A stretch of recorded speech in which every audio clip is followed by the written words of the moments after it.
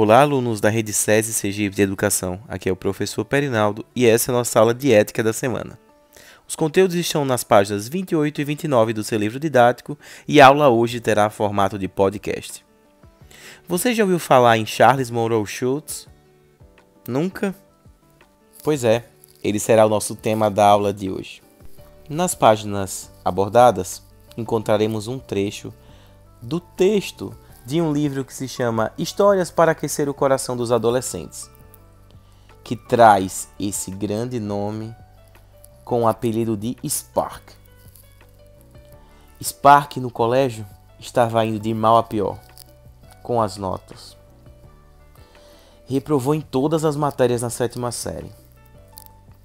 Reprovou depois no científico, que é o ensino médio. Se alguém por acaso desse a ele um bom dia, por acaso mesmo ele já ficava feliz, por causa de tão ruim que ele estava indo na escola. Tentou entrar para o esporte, também não deu certo. Até que ele encontrou algo muito importante para fazer e que tentasse fazê-lo esquecer daquela rejeição que vinha o acompanhando desde então. Começou a desenhar e estava gostando muito. Depois de tempo se dedicando ao desenho, ele tentou enviar uma carta para o Walt Disney. Em seguida enviou material que gastara muito tempo em produzir. Produziu e enviou. E a resposta dos estúdios Walt Disney? Mais outra derrota. Nada estava dando certo para ele. Até que então ele decidiu fazer a sua própria história, no caso uma autobiografia. Spark fez a história de um menino que não acertava fazer um gol, de um companheirinho que era um cachorro que vivia a sorrir. E foi assim que o mundo conheceu e conhece até hoje a história de Charlie Brown e do cachorrinho Snoopy. Sim, esse é o grande nome por trás desse desenho. Vamos assistir a um trecho e tentar enxergar um pouco de Charles através do seu próprio desenho.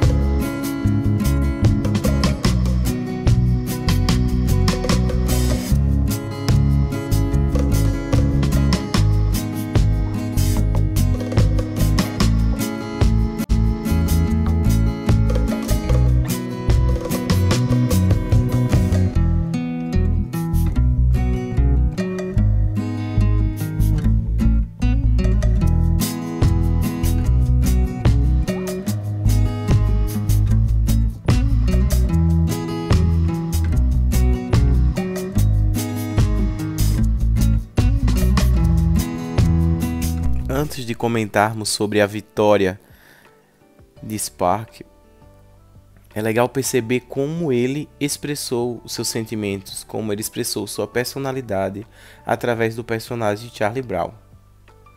Vocês viram em duas dessas cenas que ele está fazendo, que ele está desenhando, que Charlie Brown está com uma expressão um pouco triste. Um momento em que ele está na frente com um grupo e outro em que ele faz uma série de desenhos, leva-os para alguém analisar e retorna com uma expressão um pouco triste.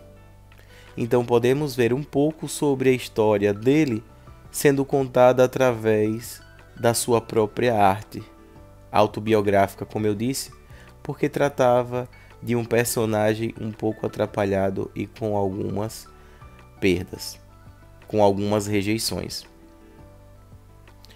O mais interessante disso tudo é que ele transformou essa rejeição em sucesso, não é? Ele não desistiu no primeiro não, do segundo não, do terceiro não, investiu naquilo que ele achava mais importante, que era o que nesse caso? Sua arte e seu desenho como meios de expressão. Não é por acaso, gente, que ele tenha conseguido ir tão longe com esses traços tão simples, mas ao mesmo tempo que tratam de tanto sentimento. Conseguiu virar tema de mais de 40 especiais de TV. Chegou a praticamente todos os países. Ganhou o mundo. E quem diria que um perdedor conseguiria fazer isso? E você? Você tem lutado pelos seus sonhos? No material tem a seguinte pergunta: alguém já disse que você não conseguiria e você conseguiu? Você costuma acreditar em coisas que os outros não acreditam? Devemos utilizar o exemplo de Charles para nunca desistirmos dos nossos sonhos. Ele não é o único que conseguiu sucesso depois de um tempo, depois de persistência, em acreditar daquilo que gosta. Já comentamos aqui também sobre a autora de Harry Potter. Ela não conseguiu com nenhuma editora a venda do seu livro. E ela continuou, até que uma das menores editoras aceitou e comprou o seu livro, e virou esse grande sucesso. Recorde de bilheterias, muito dinheiro envolvido, e o sucesso que acompanhou todos os filmes e livros de Harry Potter. Ela acreditou no seu sonho, assim como Charles. E ambos conseguiram que o mundo inteiro conhecesse a sua arte. Ela a literatura e ele os quadrinhos, que viraram desenho animado. Na página 29, temos umas questões sobre o texto, sobre o criador de Snoopy e de Charlie Brown. Se você tem um livro, você pode respondê-las. Para aqueles que não têm, não se preocupem. Junto ao material em anexo, eu vou colocar umas perguntas e vocês respondem. E as nossas dúvidas continuarão sendo tiradas através do e-mail auladearteconaldo@gmail.com. Espero que vocês tenham gostado. Bons estudos e até a próxima!